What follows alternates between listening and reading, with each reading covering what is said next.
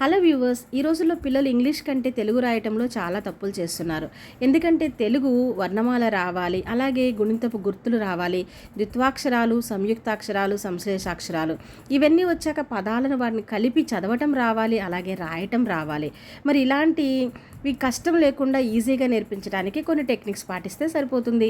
ఈరోజు మీకు నేను ద్విత్వాక్షరాలు చాలా ఈజీగా చదవటం ఏంటో చూపిస్తాను, రండి. మరి గౌతమ్, ఇదే వత్తు మా కింద మావత్తిస్తే మావత్తుతో కొన్ని పదాలు రాశాను, చదువునానా?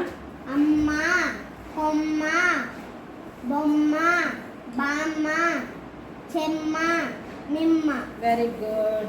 ఇప్పుడు ఇది ఏ వత్తు?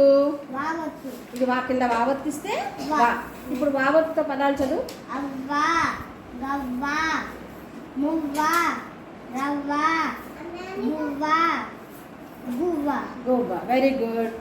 వత్తు కావత్తు. కా కింద కావత్తిస్తే కా. ఖా. ఇప్పుడు ఆ కావత్తుతో కొన్ని పదాలు చదువునానా?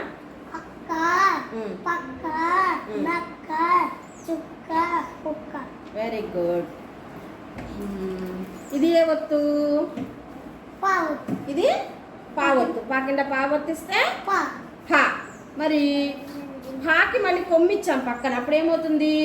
పూ. పూ అవుతుంది. ఇప్పుడు చదువు, పూతో కొన్ని పదాలు చదువు.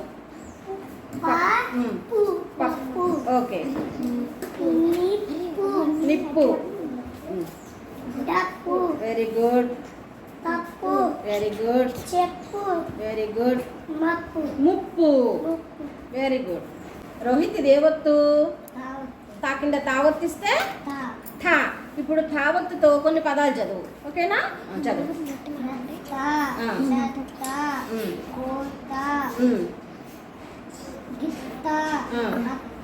అత్త. Very good. లావత్తు కదా, ఇది లావత్తు. లా గుడిస్తే లీ, లీ కింద లావత్తిస్తే లీ. లీ. ఇప్పుడు ఈ లీతో కొన్ని పదాలు చదువు.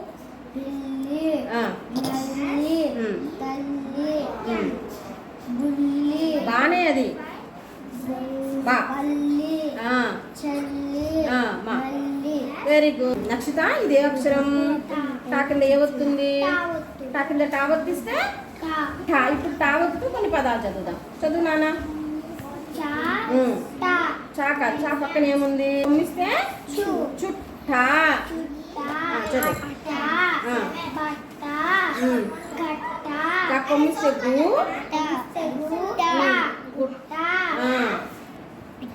కొత్తిమిస్తే కో.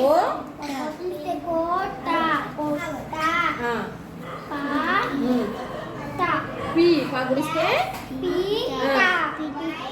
Very good. గౌతమ్, ఇదేమక్షరం? గా కొమ్మిస్తే గు కింద ఏ వస్తుంది? కాబట్టి దీన్ని ఏమనాలి? గు అనాలి కదా. ఇప్పుడు గు అక్షరంతో కొన్ని పదాలు చదువుదాం, చదువునానా? గు. బుగ్గు. ముగ్గు. ముగ్గు. దగ్గు. సిగ్గు. జగ్గు. రైట్. ఇలా మనము ఒత్తులతో కనుక చాట్లు తయారు చేసి పిల్లల్ని కనుక ప్రతిరోజు వాళ్ళకి ఇచ్చి కనుక చదివిస్తూ ఉన్నట్లయితే వాళ్ళకి ఈ ఒత్తు పదాలు చదవటం అనేది చాలా తొందరగా వస్తుంది.